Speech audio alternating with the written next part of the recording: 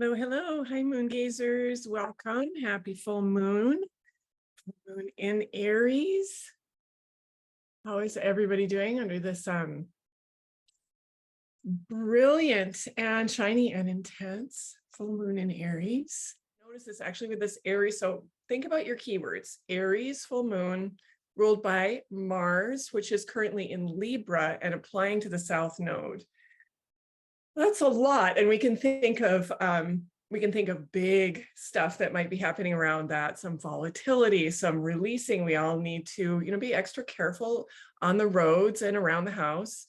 But one of the fun things that I've noticed in my own world is that like just about 5 people that I came across today that have all impulsively cut off their hair, which kind of makes sense, right? For this impulsive Aries moon in ruled by a Mars who's sitting in the house of beauty and heading towards the South Node of letting go. So anybody here have a spontaneous haircut recently? I think it's a thing with this moon, along with, of course, lots of other more serious stuff. But here we are. So what are we going to do today? So if you've been with me for a while, welcome back. If this is your first time, then this is how it goes. We're going to talk a little bit about the lunar cycle and full moons in general, just to kind of give you that grounding so that every full moon that comes along, you're just a little more aware of how to connect with it. Then we'll talk about full moon in Aries Libra. So every year when the full moon comes along in Aries, you kind of know what that's about. And then, of course, we'll hone in specifically on the characteristics of this particular wild and beautiful full moon in Aries as we go along. So here's what to expect today. I think I kind of talked about this already. We're going to talk about what is the full moon. We'll talk a little bit about the Aries Libra polarity, which is where we're sitting, what this moon means for you, how you can find it in your own chart. So I know there's some expert astrologers in here today, and I imagine there's also some folks here today who are just beginning their astrology journey. So I'm going to show you how to find this moon in your natal chart and how to figure out generally what that means for you, which house this moon is falling into and what to expect around that. Then we'll do a little Q&A and mini moon reading. So here we go. This is me there I am with completely different hair. I do have a Gemini ascendant. So, depending on what class recording you take from me, you're going to see lots of different hair. It's kind of a thing with Gemini ascendants. We change a lot. What doesn't change, I have 4 planets in Taurus, is my dedication to sharing about the sky and the other world in a way that is really loving and grounding and positive. I have at this point, over 25 years of teaching and leadership experience. I'm a lunar expert. And at this point, reading wise, I've looked at thousands of charts, and it really is my honor and privilege to be able to do this every day. And I really just still love to sit in the consultation space and be able to enter that sacred space of the natal chart really deeply with you. And yeah, it's such a privilege. And I'm really happy to be here. So these are some reasons why you might want to learn from me. I love this quote. So bear with me if you've come to a lot of these calls, because I'm going to read it again. This is from the mid-20th century ethnographer whose name I'm probably going to completely mangle, Eliade. And it goes like this: it was a lunar symbolism that enabled humans to connect such things as birth, becoming, death, and resurrection, the waters, plants, woman, fecundity, and immortality, the cosmic darkness, prenatal existence, and life after death, followed by the rebirth of the lunar type, light coming out of darkness, weaving the symbol of the thread of life, fate, temporality, and death. So in other words, the moon encompasses all of that symbolism and becomes a direct link to our deep body knowing and unconscious understanding of the ebb and flow of life. most of the ideas, getting back to Eliade, most of the ideas of cycle, dualism, polarity, opposition, conflict, but also of reconciliation of contraries were either discovered or clarified by virtue of lunar symbolism. We may even speak of a metaphysics of the moon, a consistent system of truths relating to becoming, growth, and waning, death, and resurrection. So in other words, the moon being this primary model for us as humans around those huge ineffables of death and rebirth, a daily symbol, a daily means of connection with the great mystery of life. So I love this idea of a metaphysics of the moon, a consistent system of truths relating to becoming. That says it all, and it really speaks to why I always come back to the importance of the moon symbolically, whether or not you ever go deeply into astrology, although the significance of the moon in astrology, both as a kind of teacher and entry point into the mysteries of the sky, but also just in her own right, is not to be underestimated. So that's where I'm starting from, philosophically, symbolically, emotionally. So let's dig into some of these ideas as they apply to what we're experiencing today in the sky. So as you know, the lunar cycle is, or maybe you don't know this, the lunar cycle is 29 and a half days. That's how long it takes to go from new moon to new moon. We think of the lunar cycle as beginning with the new moon. That's the conjunction of the moon and sun. They're at the same place in the sky, the same degree of the zodiac. Sun and moon, same degree on the new moon. And then 2 weeks later, we're halfway through the lunar cycle. The moon has moved halfway through the zodiac because she covers the whole circle of the zodiac, the whole 360 in the course of 1 month. So 2 weeks in to that lunar cycle, we are at the full moon, and the moon is in opposition to the sun, right? She started out in conjunction with the sun. She's done a 180.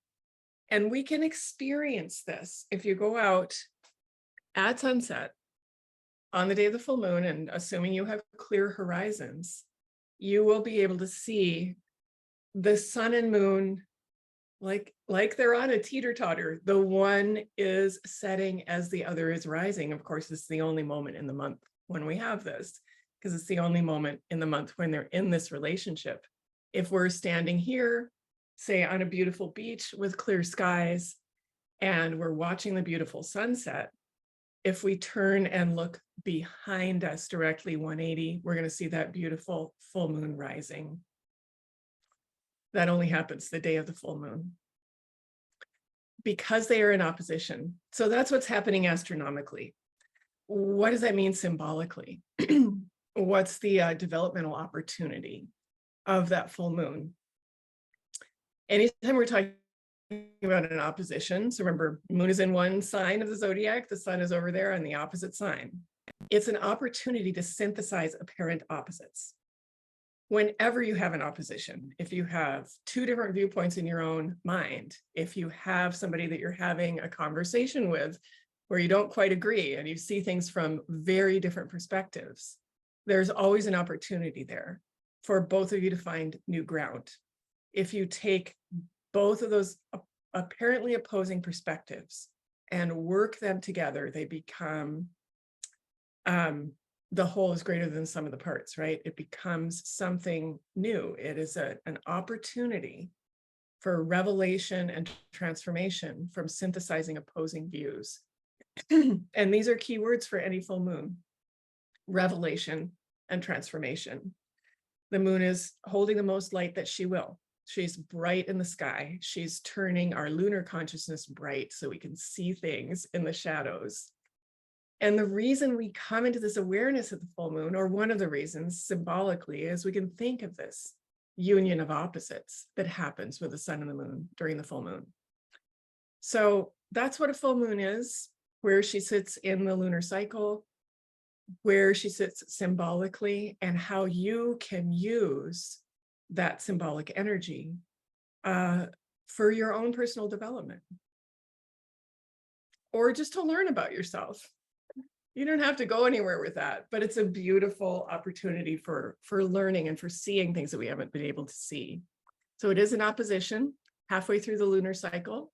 Moon has traveled 180 from the sun. They're in opposition across from each other in the sky.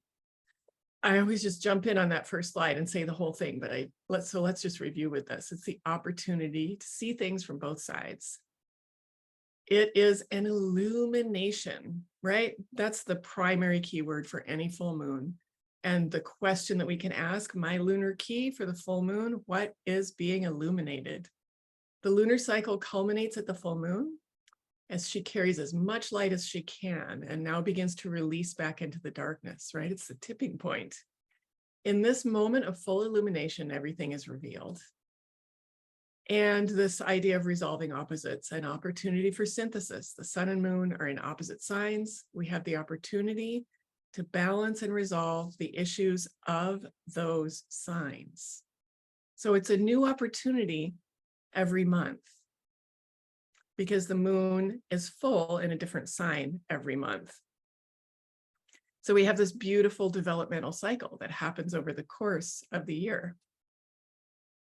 So when we're thinking a little more deeply into resolving those polarities, we can think about how the zodiac is structured and the signs that sit across from each other on the zodiac, because those are going to be the signs that the sun and moon show up in, the opposing signs or complementary signs when there is a full moon. So complementary signs, each sign has an opposite, the sign that sits across the zodiac from it. These opposites together, here we are at Aries Libra, these opposites together create what I call an axis of transformation, right? It indicates where is that sweet spot of synthesis?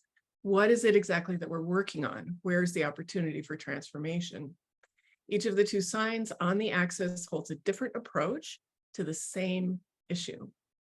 And there's your opportunity for personal growth.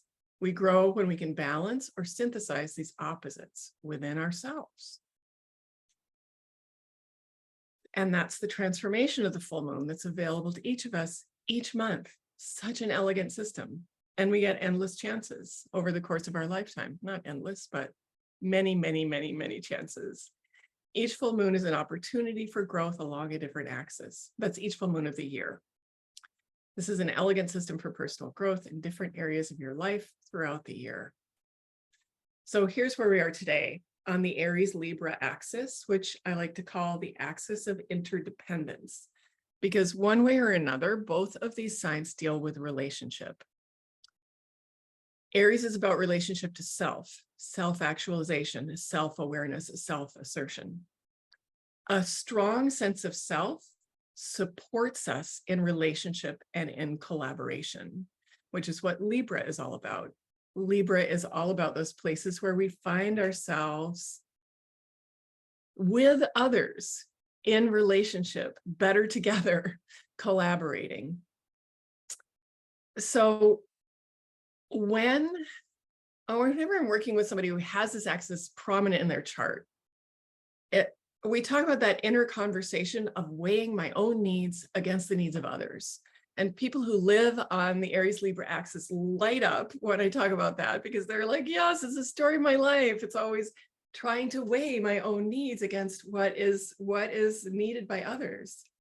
And in this culture, especially for those of us that identify as women, there's a lot of cultural pressure to fall on the Libra side of this. Even if your placements are all in Aries, there's that cultural pressure for women identified people to really show up for others before we show up for ourselves. So we not only is there hard work anyway, just as humans to do along this axis, but I think there's an extra burden for women identified people in this culture to undo some of the learning that we've had, that it's only the Libra stuff that's good. Collaboration is good. Self-promotion, self-actualization comes after that. But in fact, what we're striving for is a beautiful balance of both. Because without that strong sense of self that comes with the Aries energy, we really can't be as available for collaboration. So when we're working on the Libra Aries axis, as we are right now under this moon, we have an opportunity to think about those areas of our life where where are we in the way that we're balancing relationship needs with self needs? Where are you? You can take a minute right now to think about that and even maybe drop it into the chat. Where are you falling on this axis right now for yourself in your life? Where's your need? Is it more like, I really need to assert myself and I need to carve out time, space, resources just for me and for what I want to create in the world? Is that where the need is? Or is the need more like, I've been so independent that I'm really feeling like I need to learn to ask for help. I need to access the beauty of collaboration and get in there with my community and remember that I have support from my community and ask for the help that I need and give what I can in community, in collaboration. So where do you feel like your biggest needs are falling now? What's being lit up for you under this moon around needs of the self versus needs of others? Now, maybe you are just in a beautiful place in your life where you feel like, I nailed it. I've got it. I'm feeling really self-actualized and also like I'm very present in my relationships. That's wonderful.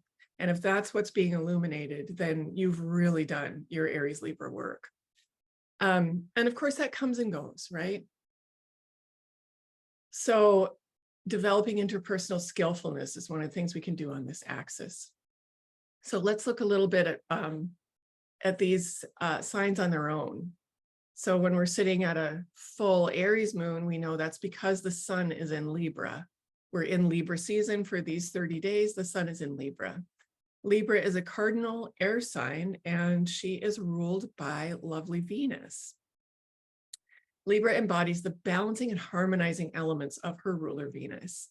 She has elegance, diplomacy, agreement, collaboration. There's that keyword collaboration again. And also sometimes exhibits the uncertainty and moving between extremes that come with seeking balance. I think this is one of those things, I can't tell you how many times I've had somebody with lots of Libra placements coming to me and saying, aren't I supposed to be balanced? I'm supposed to be calm and balanced because I'm a Libra. I'm like, no. You're supposed to be always seeking balance, which means sometimes you're going to be going to extremes. Remember that especially our sun sign is the sign that we're heading there. We're striving to meet the developmental asks of that sign. Like as a Taurus, I didn't come into my life able to create security for myself. This is something that's always been a challenge, but it's a primary driver.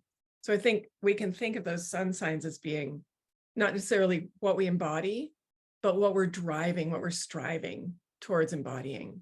So if you feel like you're a Libra that goes to extremes, you're in really good company. Libra serves through relationality.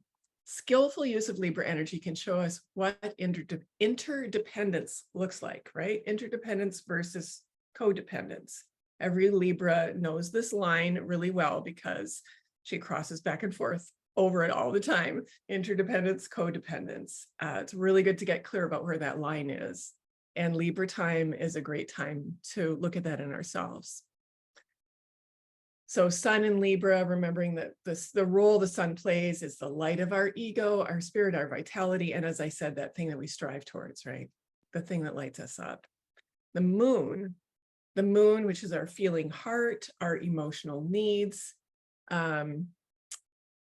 The moon today is sitting in Aries. Aries is cardinal fire. So notice we're on a cardinal axis. The cardinal signs are the ones that begin things. These are in the calendar, they're where we begin our seasons. So the beginning of relationship, the beginning of self-actualization. Aries is cardinal fire ruled by Mars. The fire of Aries is the spark of life that initiates new growth. The new growth cycle after the long dormancy of winter.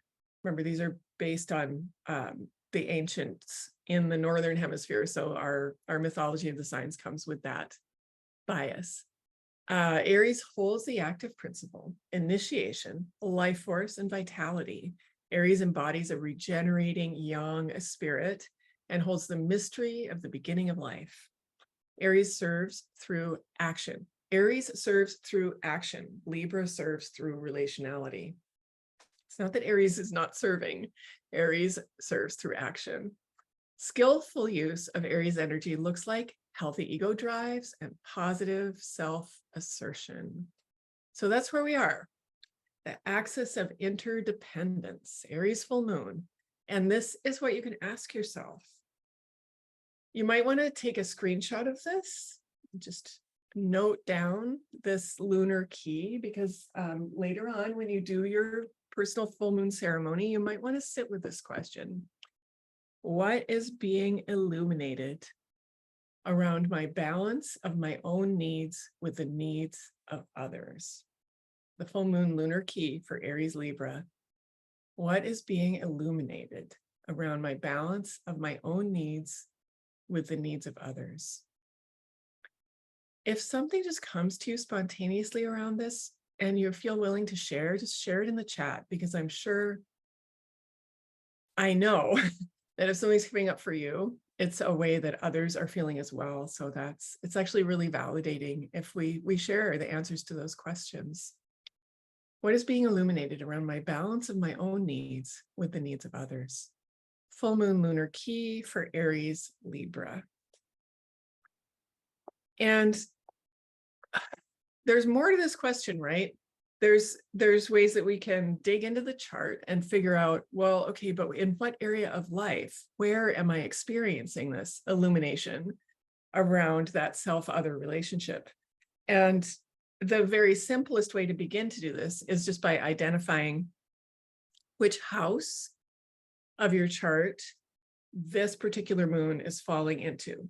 So remember that your natal chart, any chart, is made up of these, well, there's a couple different levels of 12 divisions, right?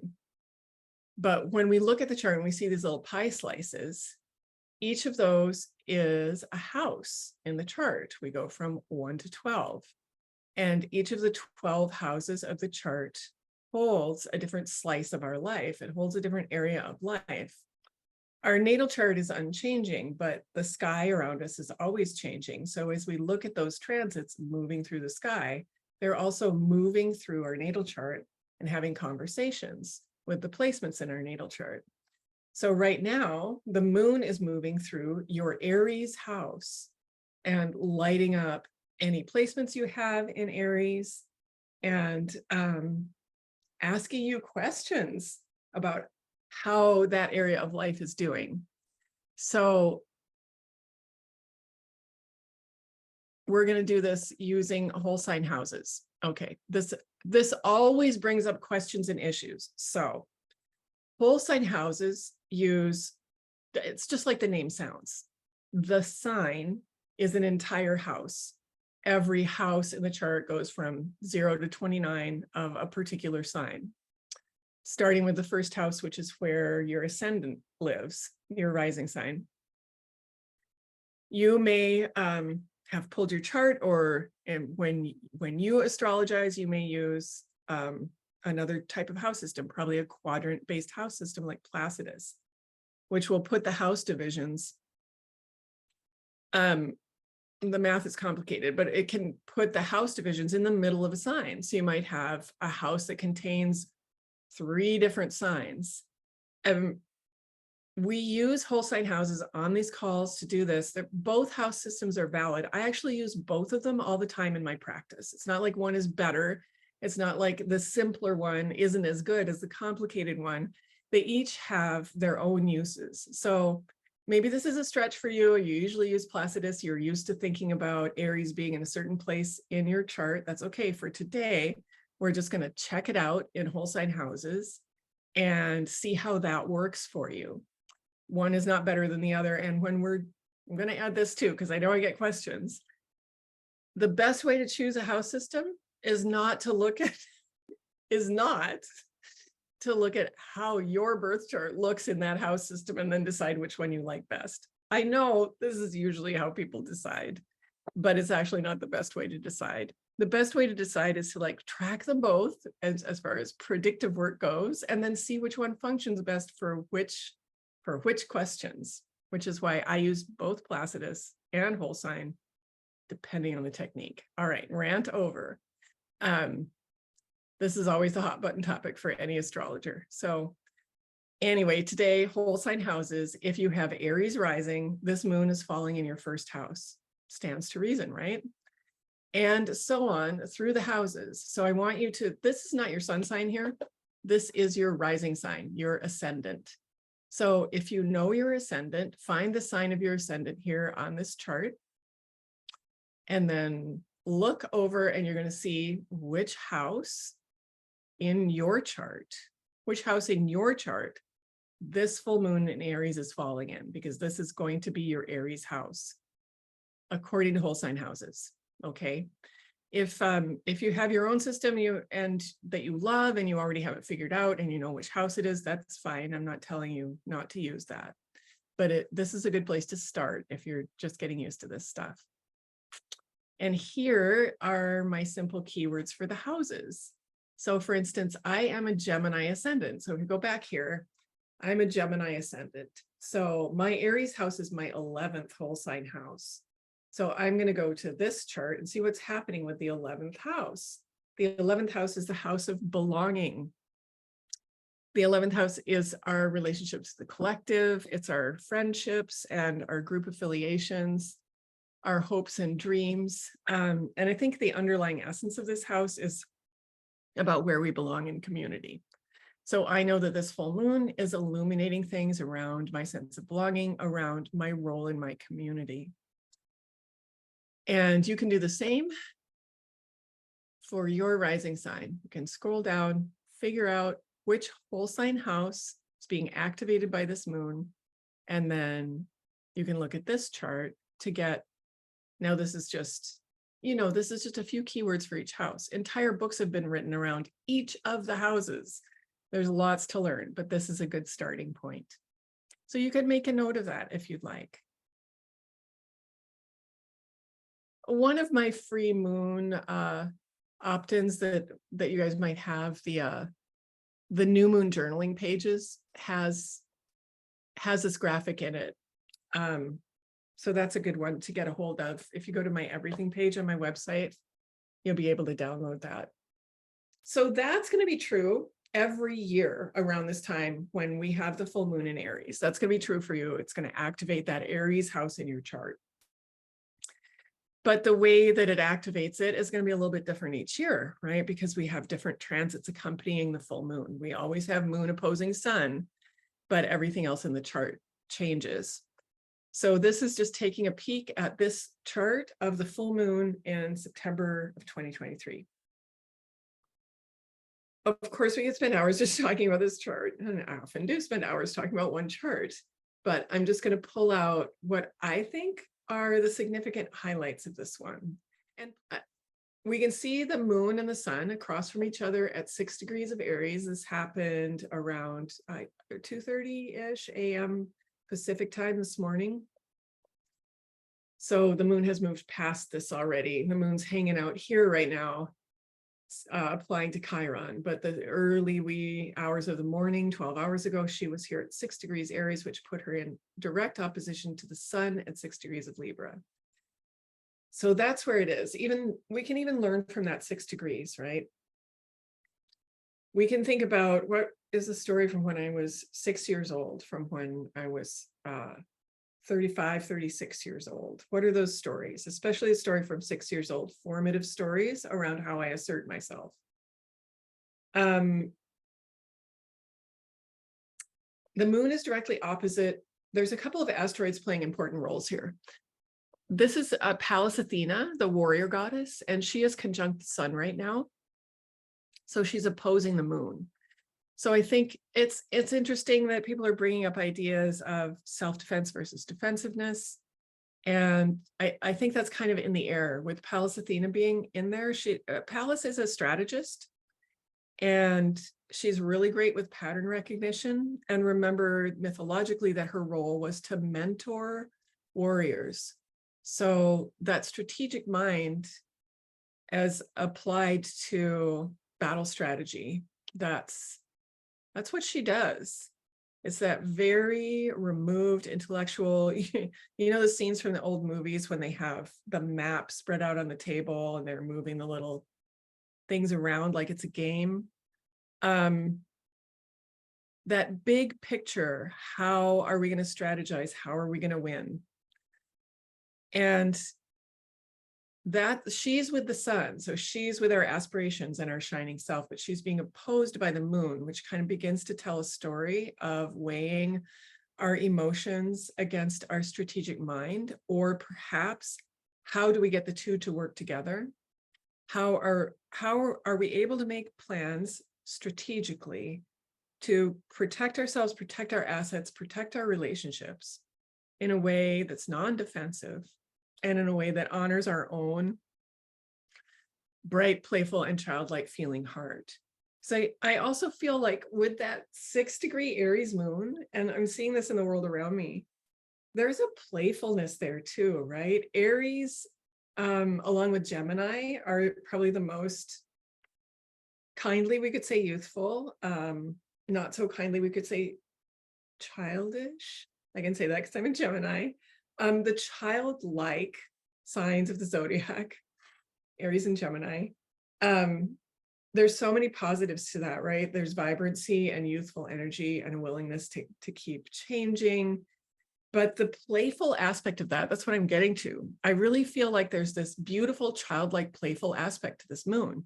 There's a lot of serious transits going on right now. There's serious stuff pulled into this moon. There's Chiron, there's Mars on the South Node.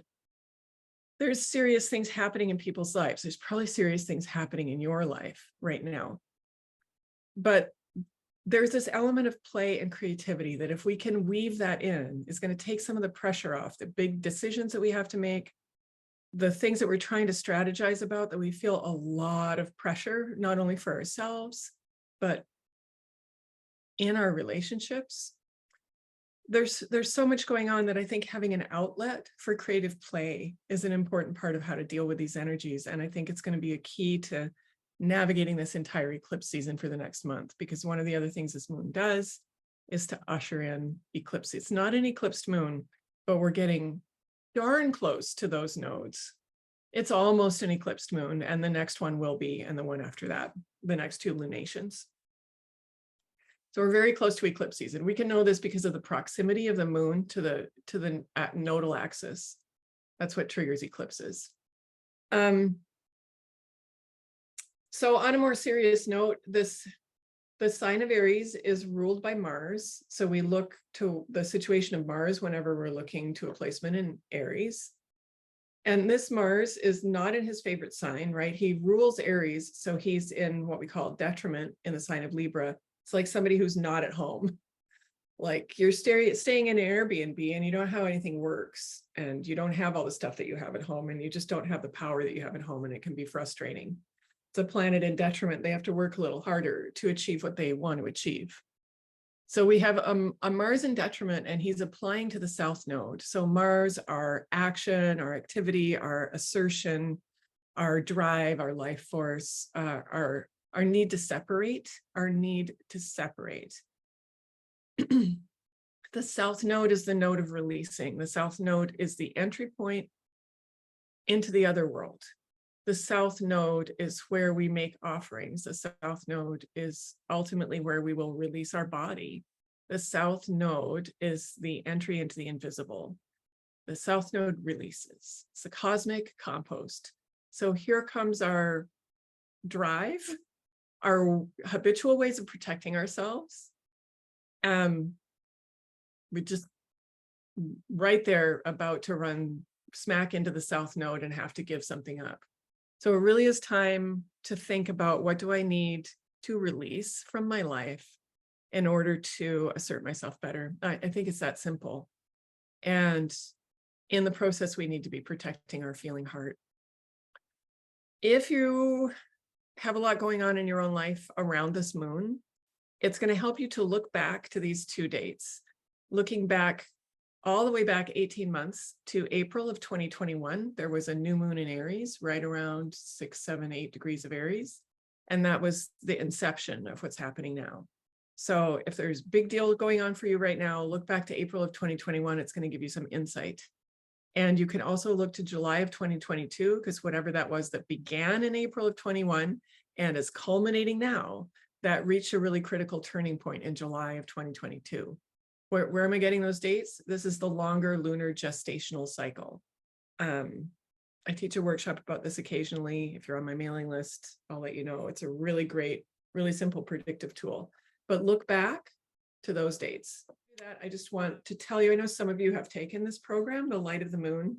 It's my signature program that I wrote several years ago. And it takes you through the entire journey of one lunar month as far as the moon phases go. It's a journey in real time with the goal of helping you to embody the beauty of the changing moon and help you to align your life with the lunar phases. It's going to give you tools for life. All right, my dears.